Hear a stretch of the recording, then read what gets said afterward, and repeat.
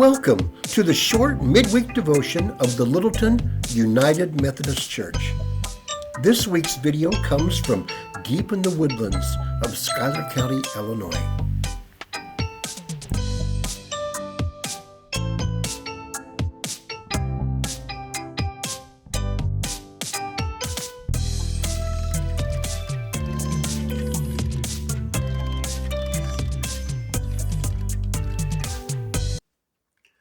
I've been told that a pastor should always walk into a pulpit with a Bible in one hand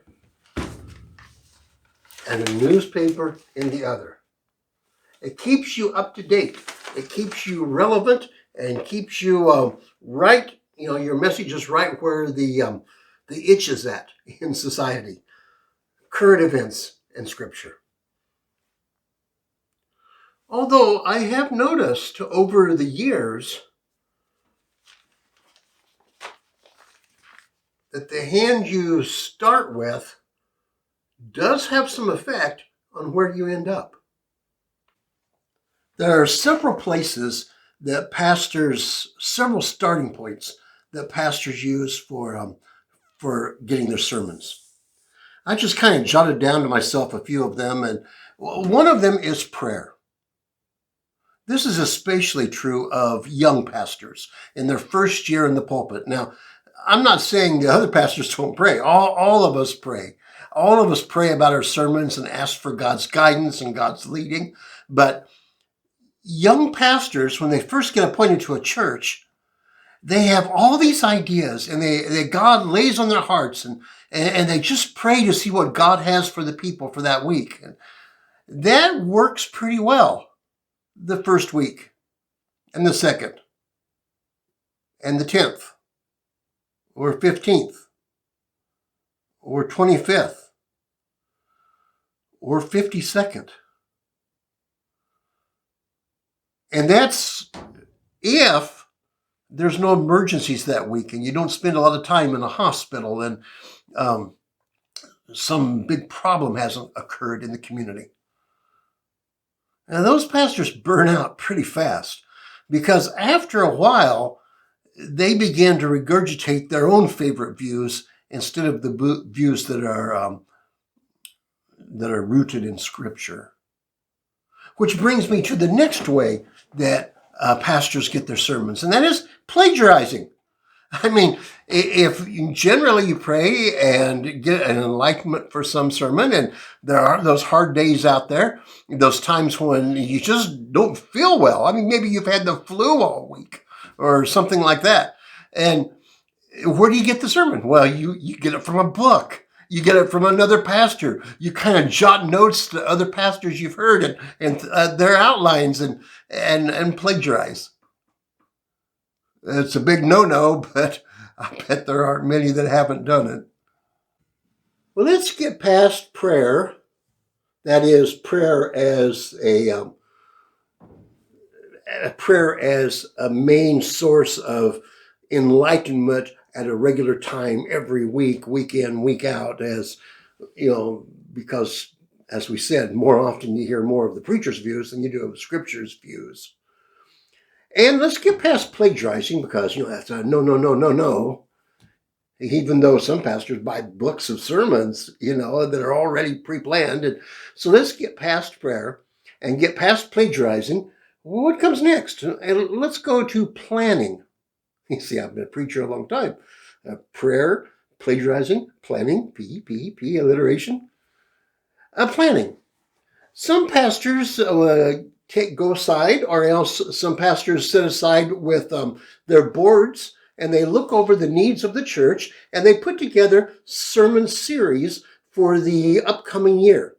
Sometimes they'll do 6 months ahead, sometimes they'll do a year ahead, sometimes just a little bit ahead, and they'll put together a 3 or maybe 5 or 6 week series on a particular theme of finances in the home, marriage,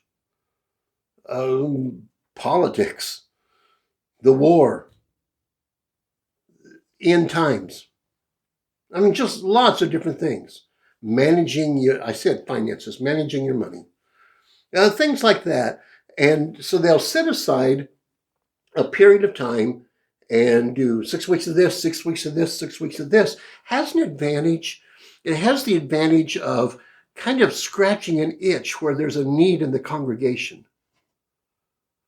It has a bit of a danger that you have to be aware of, and that is, again, like the prayer danger, you might end up telling the congregation what you believe in that issue, and then finding the appropriate scriptures to back up what you believe.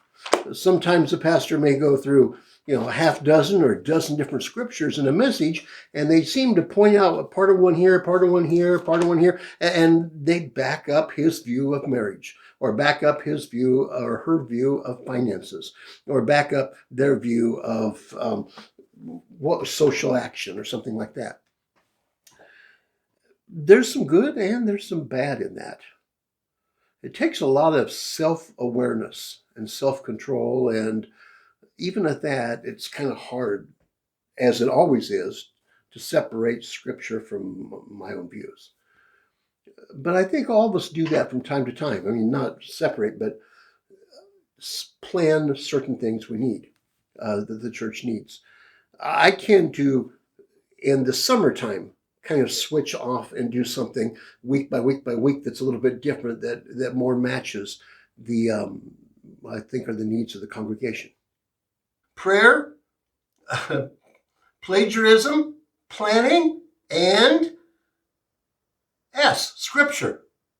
I said I was a preacher. I didn't say I wasn't a rebel preacher. PPPS.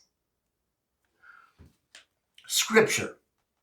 That is, sometimes we preach through books of the Bible. Sometimes we preach what's called the Revised Common Lectionary.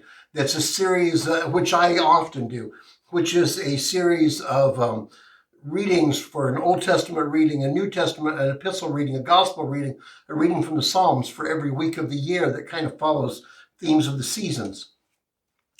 I've done pretty much all of these different styles since I've been here over the last 9 years, but probably starting with Scripture is the one that you find me doing the most.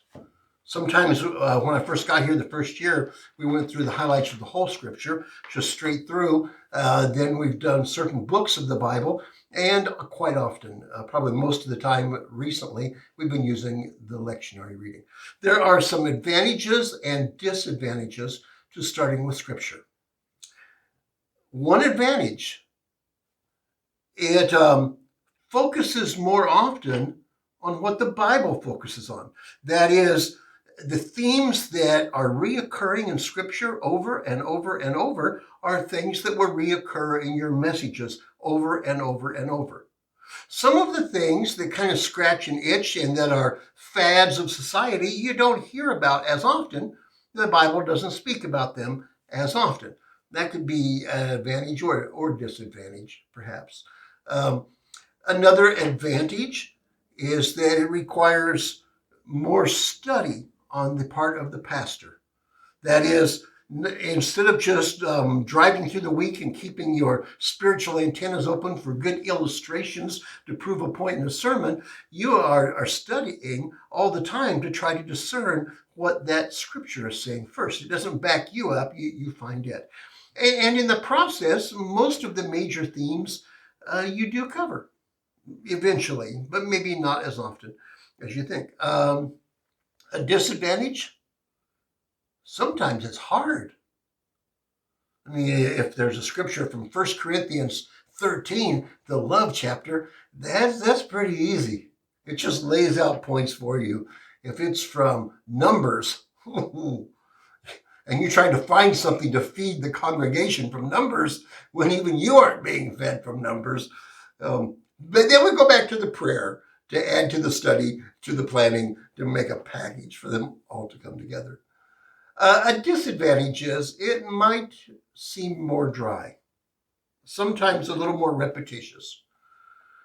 I mean, a real rousing story on a Sunday morning about what's going on in the war or in the economy or the midterm elections is, probably more fodder for interest then, oh, here, I just opened up 2 Kings, then King Sennacherib. And again, I guess that's why you have a Bible in one hand and a newspaper in the other hand. That kind of brings me back to a point that I started with, back when I first started today's devotion. The place you start affects where you end up. And I've noticed that when I start with inspiration, and maybe this is just me, but when I start with inspiration, when I start with things that I want to get across, when I start with trying to meet certain needs that are what I think are felt needs in the congregation, that messages tend to be a little bit more, and the whole Christian faith, a little bit more in, how can my faith work for me? How can my faith serve me? How can my faith make me healthy, wealthy, and wise? How can my faith get me ahead in life? How can my faith help through troubled times? And all of those are valid questions. But I find that the ponderance of the messages tend to lean that way. When I start with Scripture, it kind of goes to a different place. I mentioned 1 Corinthians 13 a while ago, and these three remain: faith, hope, and love. But the greatest of these is love. When I begin with Scripture, I keep seeing themes over and over again of the relationship that we should have with God and the relationship that we should have in the community of Christ. That is, Christ's church here on earth, in this time, in this place, and historically. And what is our relationship with the others around us, especially my neighbors? That is, not my neighbor next door on this side and next door on this side, but with the story of the Good Samaritan, those that need my touch. And so it becomes more and more and more about relationship and what I can give. And then when it comes to some of the hard times, instead of just having an owner's manual or a toolbox to help work through conflicts, which is in Scripture, but also there is faith that ultimately God is in control, and hope that there is a future for us. And these themes of faith, hope, and love, and our relationship with God, and relationship with others, and relationship with the church, it just seems to come out over and over again. And one day, not too long ago, I was working on a sermon, and I was just looking at Scripture, and I was just thinking, how many times should I say this? It just comes out over and over and over again that these themes are important to God and therefore important to us. Now, I want to tell you that you can probably have a long, successful marriage and probably get ahead financially and probably learn how to win friends and influence enemies, and to learn how to be a respectable citizen in your community. And you can kind of pull a lot of things in life together and not have a living relationship with God. And not have a relationship with those that need you, that surround you, and the compassion for those that hurt. And not be involved in church. And if you read the right Bible verses and use the right spiritual language, everybody may think that you're a godly person, even though you're not real close to God and not real close to those that are in need and not real close to the church. And your life may not be, focused on faith, hope, love, but rather on me. And so I don't know what to do with that. We work on both ways. We preach the messages that are practical, pragmatic, helpful for our family, but primary to all of that needs to be our personal relationship with God, His church, and those around us in need. Because when you start with Scripture, that's where you end up. Well, we're halfway through another week. May your faith remain strong during these troubled times. May your hope bring you joy, hope for a future, that God has this world in his hands. He's in control, and there is a future for you and for me, and your love for God, for his church, for all humanity around you. May it grow and abound. And during the last part of this week, until we come together on Sunday and worship together again, may faith, hope, and love all blossom and grow in your life.